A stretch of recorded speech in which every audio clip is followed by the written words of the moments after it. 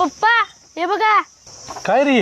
अहो धावण्या शर्यतीत माझा पहिला क्रमांक आलाय बघा. सर्टिफिकेट आणि मेडल, बक्षीस म्हणून 50 रुपये बी दिले ती. नुसतं खेळ खेळ करत जाऊ नका. खेळानं काय पोट भरत नाही. जरा अभ्यास बी करत जावा. जा आता हातपाय तोंड तुझं जा. पप्पा हा? नको 50 रुपये तुमच्याकडेच ठेवा.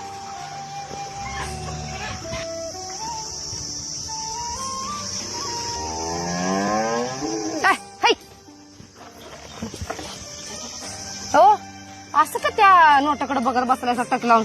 अगं हिजा आपला पहिला आलाय त्या धावण्या शर्यतीत आणि त्याला हे बक्षीस मिळाले. अगं बाई आता ही नोट मी माझ्यापाशी जपून ठेवणार आहे. चांगलं झालं बघा. आणि गोडा धोडाचं काहीतरी कर. सांजा हा करते. सांजा बिंजा काहीतरी कर. कुठे इजा? पहिला आलाय पोरी. इजा कुठे आहे? हाय तिकडे गेला हातपाय धुवायला. इजा, अरे इजा इथं बसलायस बाई तू. अरे सगळीकडे शोधायला लागले मी.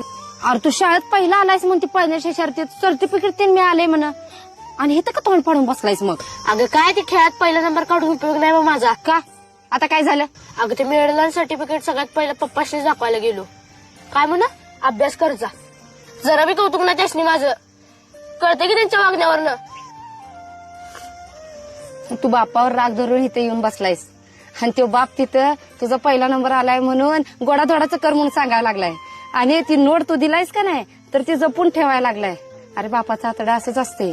त्याला दिखावा करायला आवडत नसते आणि तो कधीच गोड बोलत नसतोय.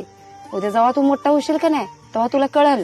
जगातली सगळी गोड बोलून तुझा फायदा उचलतील पण बाप प्रत्येक वळणावर तुला कठोर बोलूनच वटणीवर आणत असतोय.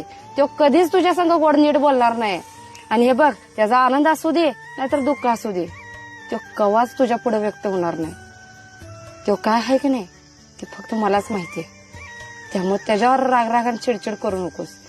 काय बरं